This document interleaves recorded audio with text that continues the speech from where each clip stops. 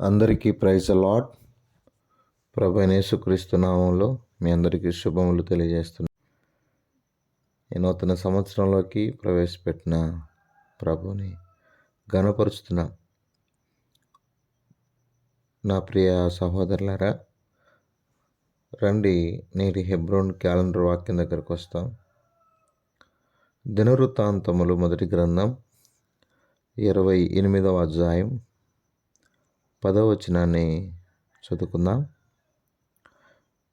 పరిశుద్ధ స్థలముగా ఉండుటకు ఒక మందిరమును కట్టించుటకై యెహోవా నిన్ను కోరుకున్న సంగతి మనసునకు తెచ్చుకొని ధైర్యం వహించి పని జరిగింపుము.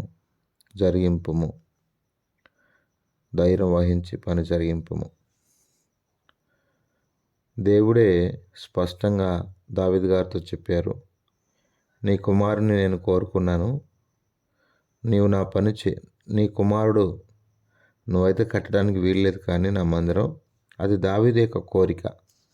దేవుని మందిరాన్ని కట్టాలన్న ఆశ ఆయనకు.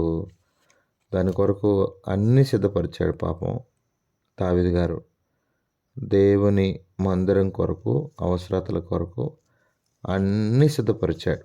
ఒకటి కాదు, రెండు కాదు, కావలసిన బంగారాన్ని, ఆయన పని కొరకు కావలసిన సమస్తాన్ని కూడా దావీదు గారు స్పష్టంగా సిద్ధపరిచాడు.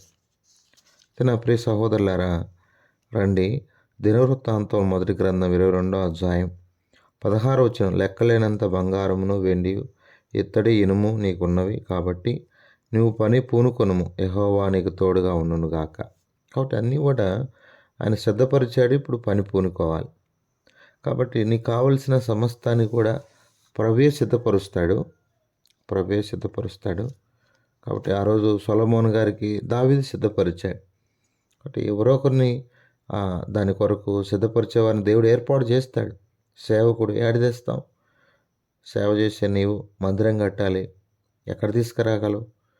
సరే, సేవకుడివి, ఇంట్లో కుమార్తె పెళ్లి చేయాలి, ఎక్కడ తెస్తావు? కాబట్టి ప్రభువే నీకు సాయం చేస్తాడు. మనుషులు ఎవరు కాదు. అంటే మనుషులంటే మళ్ళీ అలాంటి బోధలు కూడా చేయొద్దు.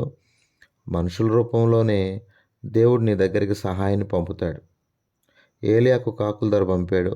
నీకు ఎవరొకరు నమ్మకస్తులు ఉంటారు, దేవుని కొరకు పని చేయాలని, దేవుని పిల్లలను పోషించాలని ఉంటారు, పంపిస్తాడు దేవుడు.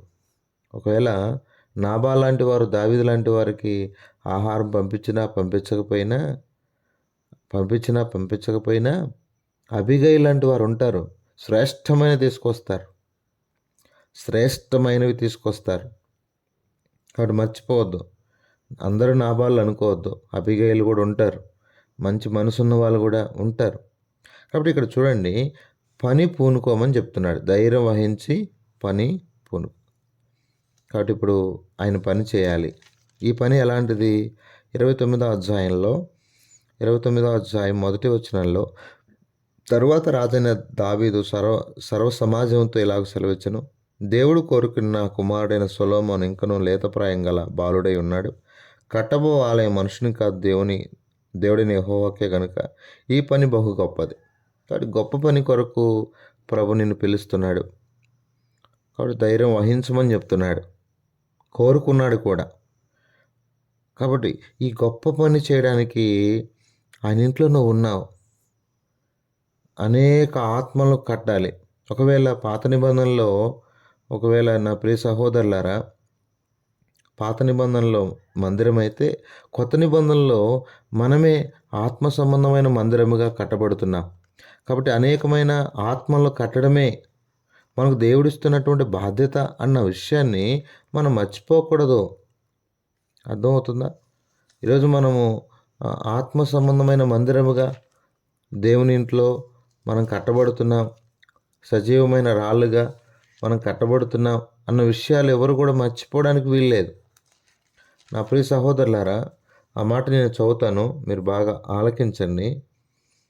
ఈరోజు దాని కొరకే ప్రభు మనల్ని ఏర్పాటు చేసుకున్నాడు అనట్లో సందేహం ఏం లేదు. అర్థమైందా? దాని కొరకే ప్రభు మనల్ని పిలుచుకున్నాడు.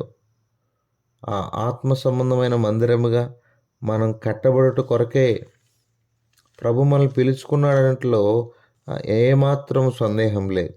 కాబట్టి ఎంతగా ఎవరైతే దేవుని ఆలయాన్ని కడతారో అని దీవిస్తాడు. దేవుని ఆలయాన్ని పాడు చేస్తే మానవుని హృదయమే దేవుని ఆలయం. అర్థమవుతుంది నా ప్రియ సహోదరులారా. కాబట్టి ఈ ఆలయాన్ని జాగ్రత్తగా నిర్మించాలి.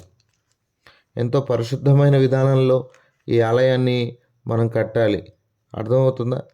ఒకవేళ భౌతికమైన మందిరం కట్టాలంటే మెటీరియల్స్ కావాలేం కానీ ఆత్మ సంబంధమైన మందిరం కావాలంటే దాని కొరకు మనం ఎంతో వెచ్చించాల్సిన అవసరం ఉంటుంది. ఆ ఆత్మ సంబంధమైన మందిరాన్ని కట్టడానికి మొట్టమొదటిగా యేసుప్రభు వాడిన మెటీరియల్స్ ఏమనుకుంటున్నారో అర్థమైందా? నేను చెప్పే బోధ అర్థమవుతుందా? కాబట్టి ఒక భౌతికమైన కట్టడం కట్టాలంటే దానికి కావలసినటువంటి ఇసుక, సిమెంటు, కొన్ని కావలసినటువంటి ఉంటాయి. ఇక ఇనుము అయితేనేమి రకరకాలుగా మనం చూస్తూ వస్తాం. అయితే ఆత్మ సంబంధంగా యేసుప్రభు వారు ఆత్మ సంబంధమైన గృహముగా మనల్ని కట్టడానికి ఆయన వాడుకున్న ఏంటి? మొట్టమొదటికి ఈ మాట చదివిన తర్వాత నేను చెప్తాను. పేతురు గారు రాసిన మొదటి పత్రిక 2వ అధ్యాయం 5వ వచనం, యేసుక్రీస్తు ద్వారా దేవునికి అనుకూలములగు ఆత్మ సంబంధమైన బలు అర్పించుటకు పరిశుద్ధ యాజకులకు ఉన్నట్లు మీరును సజీవమైన రాళ్ళవలి నుండి ఆత్మ సంబంధమైన మందిరముగా కట్టబడుచున్నారు. ఏ మందిరం కట్టబడుతున్నాం మనం? ఆత్మ సంబంధమైన మందిరముగా కట్టబడుతున్నాం. అర్థమైందా? అవును, ఈరోజు మనం కట్టబడాలి, అనేకులు కట్టాలి. అర్థమవుతుంది నా ప్రియ సహోదరులారా. కాబట్టి దేవుడు యేసుక్రీస్తు ప్రభువారు ఈ ఆత్మ సంబంధమైన మందిరాన్ని కట్టడానికి ఎంత ప్రయాసపడ్డాడో నిజంగా బైబిల్ గ్రంథంలో ఎన్నో ఆధారాలు ఉన్నాయి.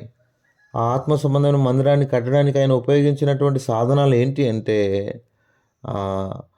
నాకు తెలిసి ఫిలిప్పీ పత్రికలో 2వ అధ్యాయంలో మీరు చదువుకోండి. అన్నీ కూడా 2వ అధ్యాయంలో తగ్గింపు, ఆయన తగ్గించుకుని భూమి మీదకి వచ్చాడు. ఇలా చదువుకుంటూ వెళ్తే ఎన్నో విషయాలు చూస్తాం. అవమానం, హెబ్రీ పత్రికలు చూస్తాం. అవమానం, నా ప్రియ సహోదరులారా, అవమానం, ఆయన అవమానాన్ని భరించాడు. నిందలు, హెబ్రీ పత్రిక 13వ అధ్యాయంలో చూస్తాం. ఆయన ఎన్నో నిందలు భరిస్తూ వెళ్ళాడు. అంత మాత్రమేనా? ఇలా చదువుకుంటే యెషయా గ్రంథం 53వ అధ్యాయంలో ఆయన మన రోగములు భరించాడు. అర్థమైందా? అంత మాత్రమేనా? తనకున్నదంతా కోల్పోయాడు. అంత మాత్రమేనా? అంత మాత్రమే కాదు. ఇలా చెప్పుకుంటూ వెళ్తే హెబ్రీ 12వ అధ్యాయంలోనే సిలువను సహించాడు. ఎంతో సహనం కలిగి ఉంటూ వచ్చాడు. భరించడమే కాదు, సహించాడు. ఆయన సహించిన రీతి చూస్తే అమోఘం. ఎవడు సహిస్తాడు ఈ నిందలు, అవమానాలు? ఇలా చెప్పుకుంటూ వెళ్తే హెబ్రీ 13లో శ్రమను అందరినీ పరిశుద్ధపరచడానికి, అందరినీ కట్టడానికి ఆయన వాడిన మరో సాధనం శ్రమను తట్టుకున్నాడు. ఆయన పొందిన శ్రమలు మనం పొందగలమా? మన వల్ల అవుతుందా? కాబట్టి ఆ శ్రమలను తట్టుకోగలిగాడు. నా ప్రియ సహోదరులారా, ఆ శ్రమలు తట్టుకోగలిగాడు. ఇంకా చెప్పాలంటే ఇవన్నీ ఒక ఎత్తు అయితే ఆయన లోకాన్ని ప్రేమించాడు. ఇది గొప్ప సాధనం. ఆయన లోకాన్ని ప్రేమించాడు. లోకం కొరకు తన ప్రాణాన్ని ధారపోశాడు. తన రక్తం అంతా కార్చాడు. ప్రేమ ద్వారా లోకానికి పరిచయం అయ్యాడు. ఆ ప్రేమను తన ప్రాణమిచ్చి, తన ప్రాణాన్ని ధారపోసి, తన విలువైన రక్తాన్ని చిందించాడు. అందుకే యేసు రక్తము ప్రతి పాపిని పాపం నుండి కడిగి పవిత్రులుగా చేసేది. అర్థమైందా? ఒక ఆత్మను కట్టాలంటే యేసుప్రభు చేసిన ఈ త్యాగాలన్నీ విన్నారా? వరకనే అయిపోద్దా? ఆత్మ మందిరంగా కడతామా? యేసుప్రభు ఒక ఆత్మను రక్షించడానికి ఎంత మానవుల కొరకు ఎంత కష్టపడ్డాడో. ఈరోజు ఈజీ అయిపోయింది. కఠిన ఆత్మలను కూలదోస్తున్నారు చాలామంది దౌర్భాగ్యులు. జాగ్రత్త, దేవుడు తన స్వరక్తం ఇచ్చి సంపాదించిన సంఘాన్ని ఎవరైనా పాడు చేస్తే తస్మత్ జాగ్రత్త. దేవుడు ఓర్చుకోడు అసలు. ఎవడిచ్చాడు నీకు అధికారం? నీ అహంకారం, గర్వం సమస్తం కూడా తోలనాడు దినం ఒకటి వస్తుంది. జాగ్రత్తగా బతుకు, భయభక్తులు కలిగి ఉండు. గొప్ప గొప్ప చక్రవర్తులే దేవుని పాదాల మీద పడ్డారు. నువ్వు నేను ఎంత ఆప్టల్, ఎంత మనం చెప్పండి. జాగ్రత్త కలిగి ఉందాం. చక్కగా ధైర్యం వహించి దేవుడు మనకు అప్పగించిన పనిని ఆత్మ సంబంధమైన మందిరంగా కట్టడం. ఆయన సంఘాన్ని ఆయన కడతాడు. అయితే దానికి ప్రతినిధులుగా మనల్ని వాడుకుంటాడు. ఆ రోజు ఆ భౌతికమైన మందిరాన్ని కట్టడానికి సొలొమోను వాడుకున్నాడు. ఆత్మ సంబంధమైన మందిరం కట్టబడడానికి నిన్ను వాడుకుంటున్నాడు. కడతావా? రండి ప్రార్థన చేస్తాం. పరిశుద్ధమైన తండ్రి, కృపగలిగిన దేవా, నిన్ను స్తుతిస్తూ ఇంతవరకు నువ్వు చేసిన గొప్ప కార్యముల కొరకే నేను గణపరుస్తూ ఉన్నా. అవును తండ్రి, నా తండ్రి, నా ధైర్యం వహించి పని జరిగించడన్నా. మరి ఈరోజు ఆత్మలు కట్టడం ఎంతో కష్టం. పాడైపోయినటువంటి జీవితాలను కట్టడం ఎంతో కష్టం ప్రభా. నువ్వు తప్పక ఎవరు కట్టగలరు తండ్రి. నీ ద్వారా మేము ఈ భూమి మీద నీ రాజ్యాన్ని స్థాపించుటకు, నీ పని జరిగించుటకు, అనేక ఆత్మ సంబంధమైన మందిరంగా అనేకులను కట్టుటకు మాకు కావలసిన నీ కృపను దయచేయండి, కనికరించండి. అనేకులు ప్రార్థన అవసరాలు కోరుతున్నారు.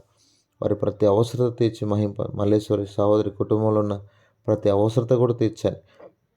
మీరే మహిమ పొందమని ప్రార్థన చేస్తూ మా ప్రియుల కుటుంబాలను కూడా దీవించమని, మీరే మహిమ పొందమని యేసు పరిశుద్ధ నామంలో ప్రార్థన చేసి అడిగి వేడుకుంటున్నాం తండ్రి. ఆమేన్.